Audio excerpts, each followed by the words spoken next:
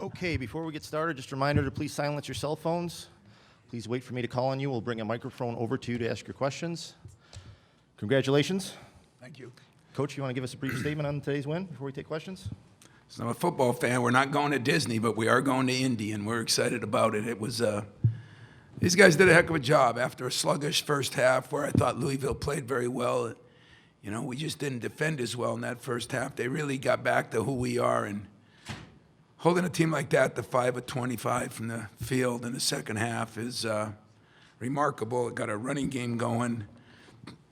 Each one of these guys did some things that helped us win the game, and that's why they're our stars, and that's what I appreciate about them. And they're our veterans, and they were on a mission to maybe start their own legacy. You know, there's so many times here where you're following people, and once that streak was broken last year, I think theirs was let's start a new one. So I'm just happy and proud and excited, and incredible amount of Michigan State people here tonight. I want to thank them too. Thank you, Coach. We'll take questions for the student athletes first. If I can remind you to please direct your questions to a specific student athlete. Right here on the side in the front. Question for all three guys. Coach just mentioned the crowd. It seemed like they were largely on your side. How big of an impact did that have, and how much does that spark you guys during the game? Brandon, you want to start with that one?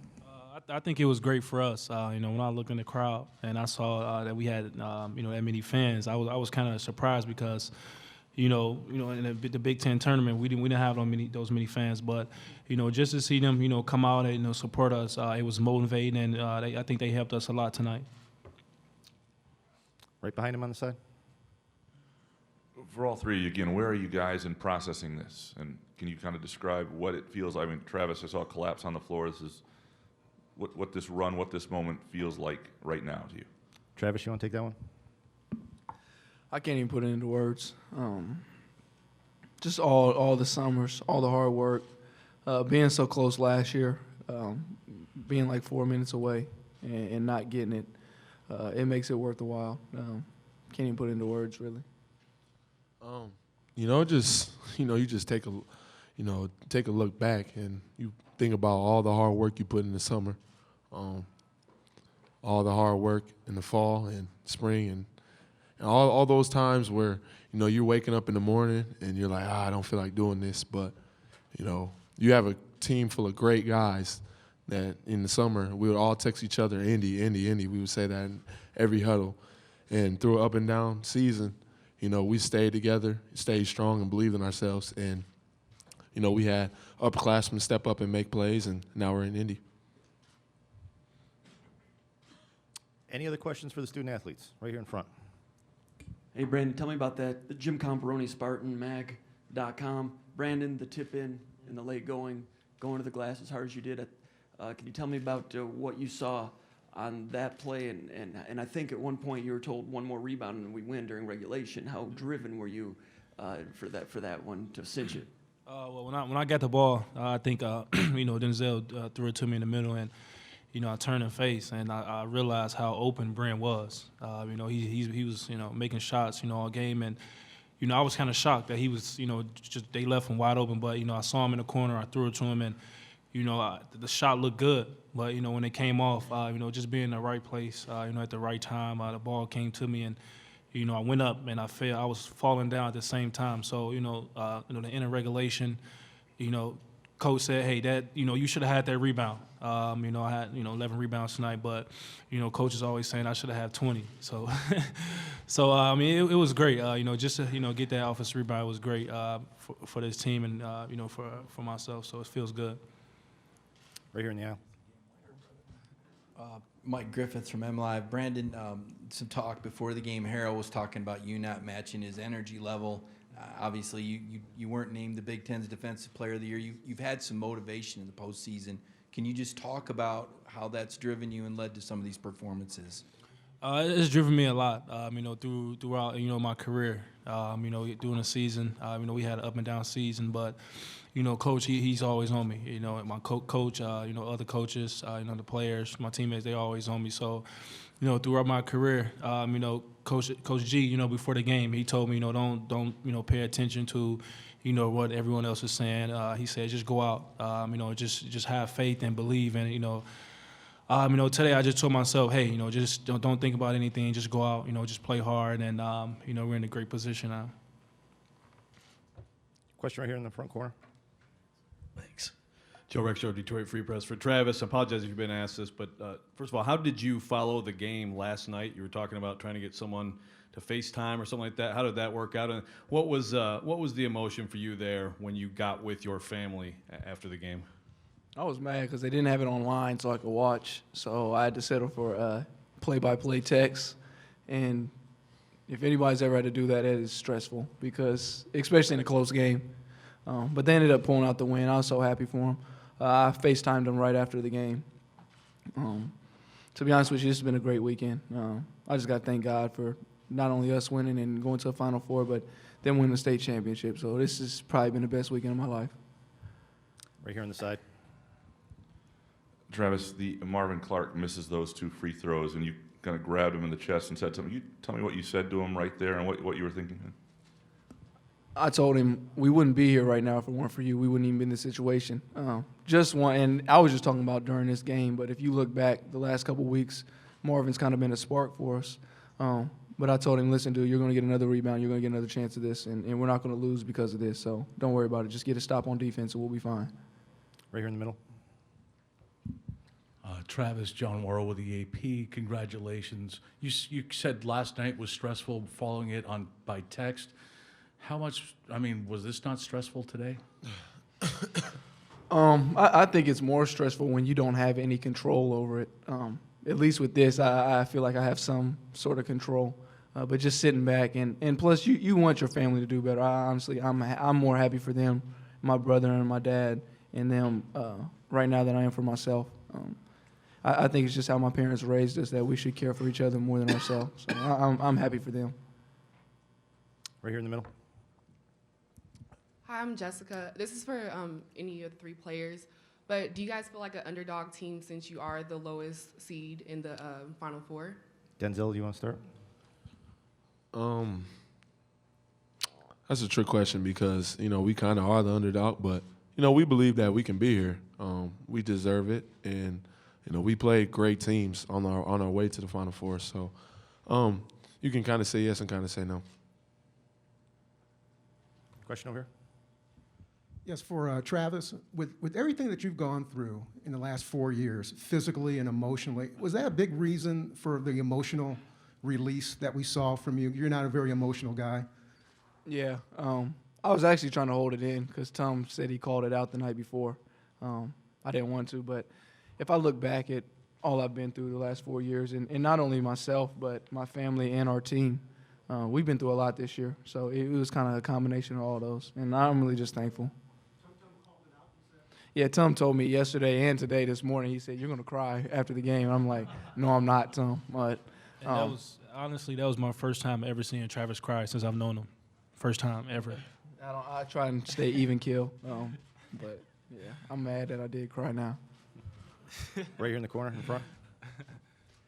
Jim Comparoni, SpartanMag.com. Denzel, can you talk about Travis and the defense he played on Rozier for 44 minutes today and how difficult that was and the effort Travis put in? Yeah, I mean, Rozier is a heck of a player, and he has a lot of moves, and Travis was like 5, and Travis was still there, and, you know, Travis was determined to make it to a Final Four, and once you're determined, you can almost do anything, and he was determined, so, you know, he was always right there, right in front of him, and Blackshear got hot too, so he was kind of on an island basically because we couldn't help off Blackshear, so he was on the island and he played great defense, and, you know, he led us.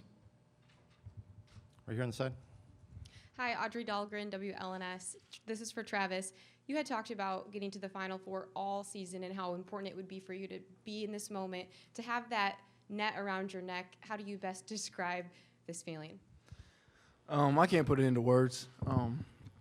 Just everything we've been through, just this season alone. The ups and the downs, the people doubting us, kind of people that were in our corner leaving it. There came a point in the year where it was just us, just the people in our locker room and our program. And I'm just more happy for us as a whole. But we stuck together. We could have quit. We could have rolled over and died, but we didn't. We just kept fighting. One right here in the middle. Hi, question for Travis. Can you walk us through what was going through your mind? You know, those free throws, 5 seconds left, first one goes in. Coach Pitino said he felt like Louisville was going to win the game at that point, just the way it bounced in and out. And then the sequence where you threw up the half-court shot to try and win the game. Well, that first free throw he shot, hit the rim, bounced up, rolled around a little bit, then goes in. You're like, this can't be happening right now. But we said it. Zell said it. He's going to miss the second one. He's going to miss one of them, and we're going to be fine. My thing at half court, I could have got a better shot. Now that I think about it, there was more time. I could have probably taken 2 more dribbles. But I'm just happy that it worked out for us. Question right here on the side. Trav, Tom texted you after last year's loss and said that those tears were going to become tears of joy, and you thought he was crazy. How do you feel now? Man, I don't even know what to say. It's looking back, I know this is going to sound crazy, but looking back, I'm kind of happy that we did lose last year because it makes us feel so much better to be on the other side of it. And it's been motivation. I think it's made, especially us 3 up here, a lot better. It's added extra motivation for us in the summer, in the fall. Even in practice, we push harder now than we ever have. And I feel like it's brought us, not only us 3 closer, but our whole program together. Losing last year the way we did, especially with the expectation, it's just added to this year. It just makes it so much better. One more here. Can you talk a little bit about Tom and his role with this group, especially coming as a freshman? Yeah, Tom, for me, Tom's one of those guys where he does so much for our team that doesn't show up in the stat sheet. Whether like tonight, I mean, he helps break the press, gets other guys involved. Tom's also that energy guy. I mean, there's times after practice where guys are kind of tired, or even before practice when we're tired heading into it, and Tom's there with all the energy and boosts everybody up. I mean, he's the life of the locker room, really, him and Denzel. So, I mean, Tom does a lot of things for us that people really don't see, and he really doesn't get the recognition he deserves for it. All right, one more for the student athletes right here in the aisle. For Denzel, your role seems to change every game in various aspects. What was your job today? Because it looked like everywhere from maybe point guard to power forward at different times. My role is tricky because it's not really one thing coach can say to do, because I got to do a lot of things. My main thing is just do whatever it takes to win, whether that's get a big rebound, bring the ball up the court, make shots, make passes. Whatever it takes to win, that's what I want to do. And I started off, I had a bad start, and the team kind of followed. And I got mad because I got in foul trouble in the second half. I put it in my mind that I wasn't going to let us lose. And, Travis and Bryn and BJ all stepped up big time and made big plays down the stretch. And, I think that's why we deserve to be in the Final Four. Guys, congratulations. Thank you very much. We'll let you go.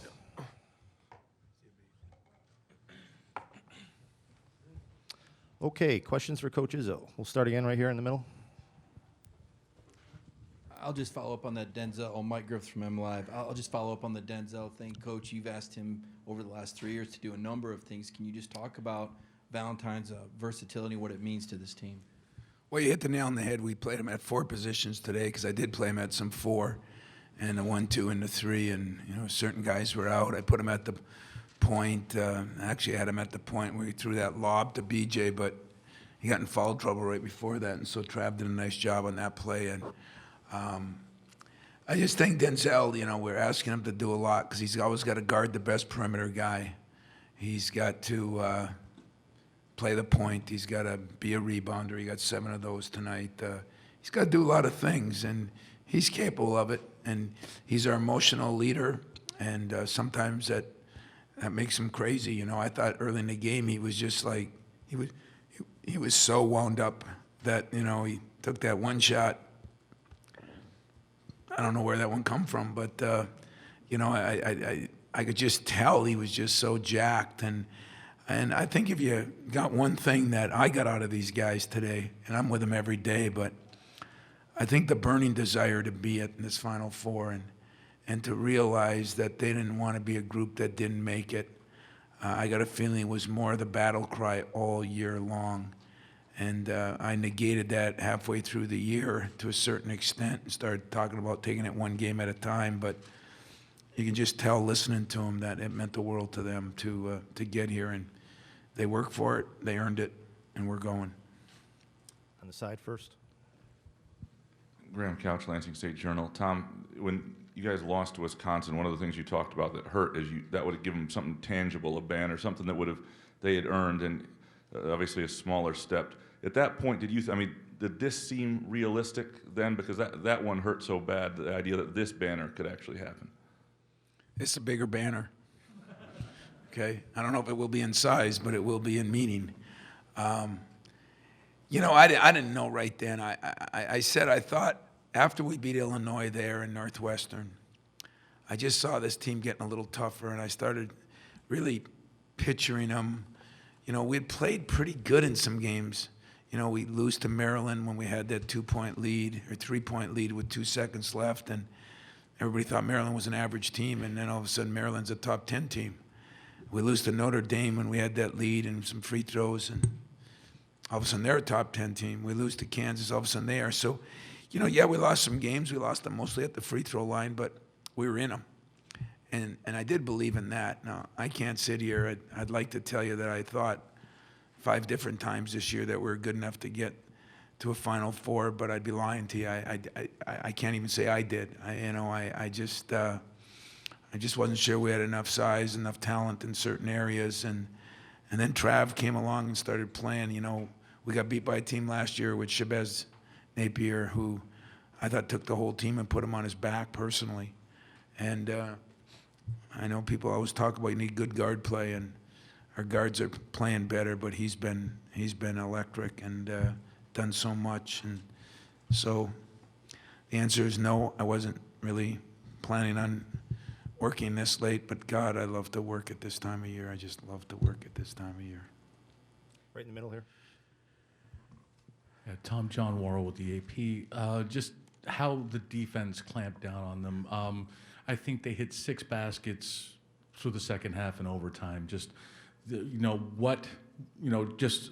been a trademark of how you guys play and how special and how impressive that was. And I thought, honestly, this would be one of our worst defensive teams when the year started.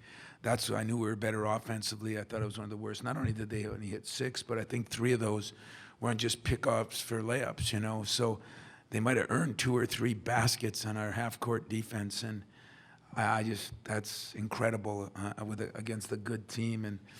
And let's not downplay it. They are a good team and a hard team to prepare for in one day. I didn't feel I did as good a job because usually we're working on the offense that the team runs, and you're in a little room and you can go through a walk-through room and you can get it done, but it was their defense that we needed to work on our offense. We don't play against many zones, and there was no place to do that. So it was a more difficult prep than maybe any we've had in the last 3 weeks. So I'm just proud of what they did. I'm proud that our defense did rear its head because that was the battle cry at halftime.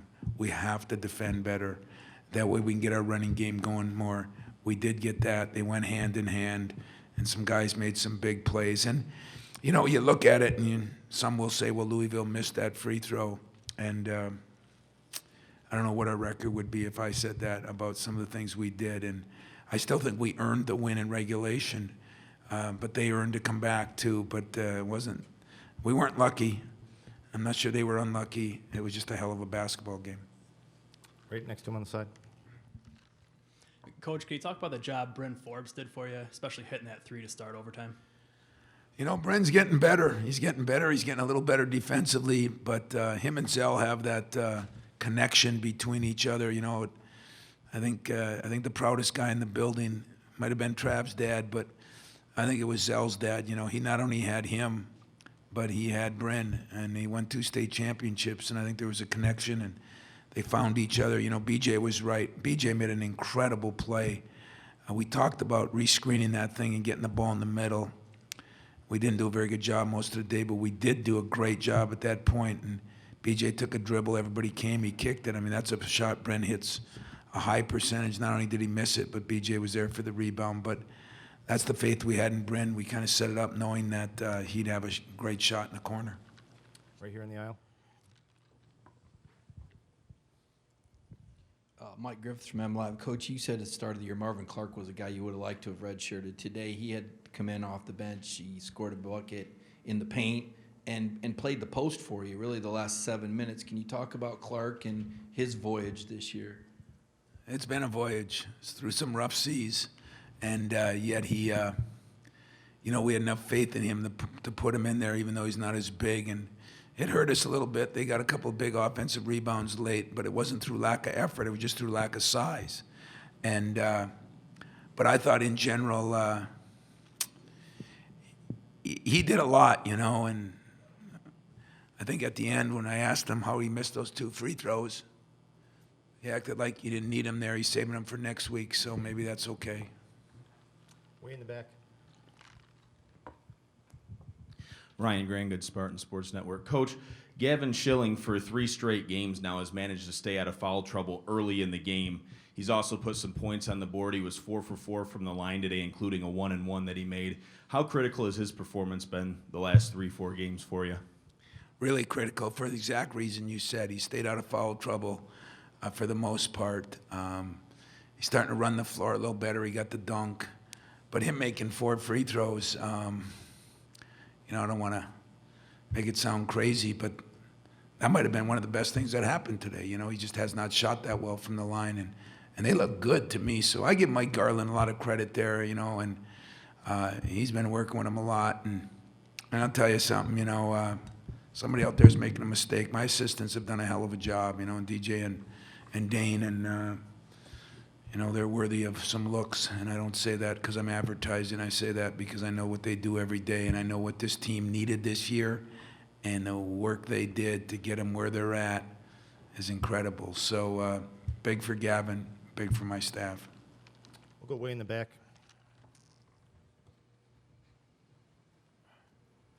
Hi, David Walsh from ESPN. First half, you're down by 8 points. There were some intense exchanges on the bench. What changed at halftime to go out in the second half and turn things around? We gave up 40 points the first half, And of those 40 points, they hit 3 threes with nobody guarding them. And they hit 24 6 points on either layups or drives to the basket. We were playing Ole defense, and they made some good plays, and then they made 3 free throws. So other than the 3 threes, they were just layups and post moves. And we had gone over some things, and we did not do a good job, and they did a great job. So it was a combination. So those were the adjustments we made at halftime. We got to play harder.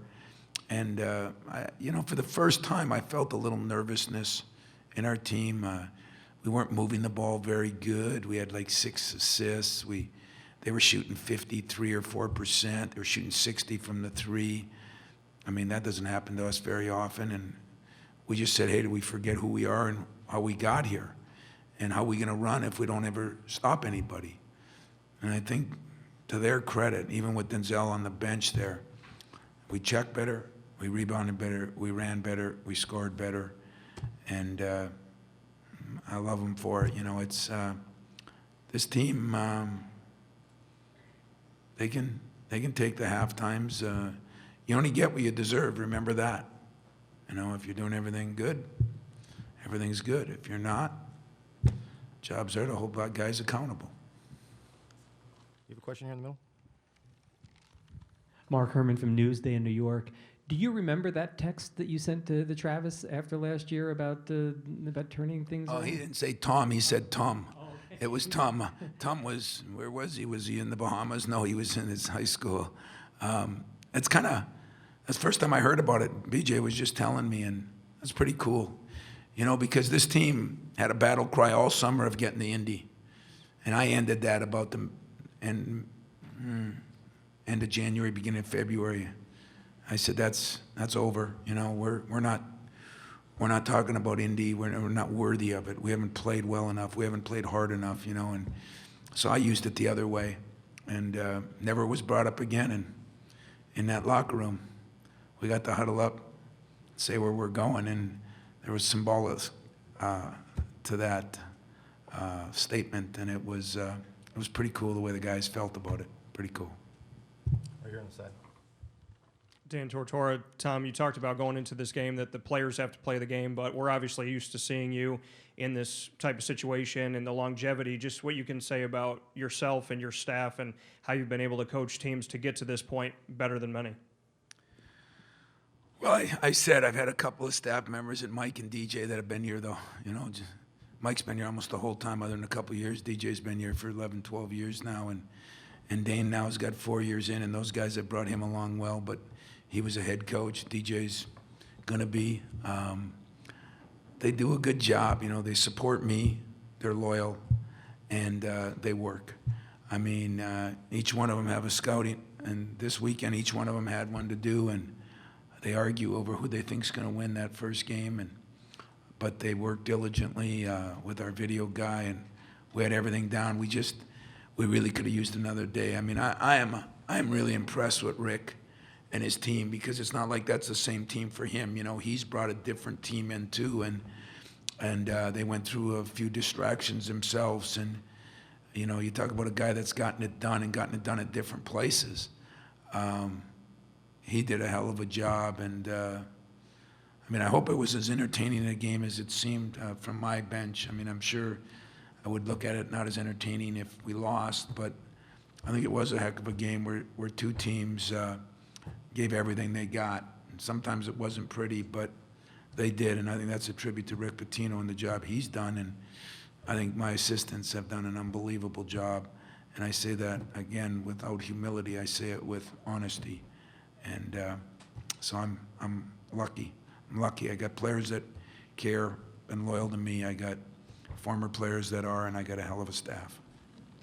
Right here in the aisle. Mike Griffith from MLive. Coach, you've talked about an improbable run. Can you put into perspective where this Final Four ranks, and also probably won't get to talk to you by the time the Gonzaga-Duke game finished, if you could just say a word or two about those two teams?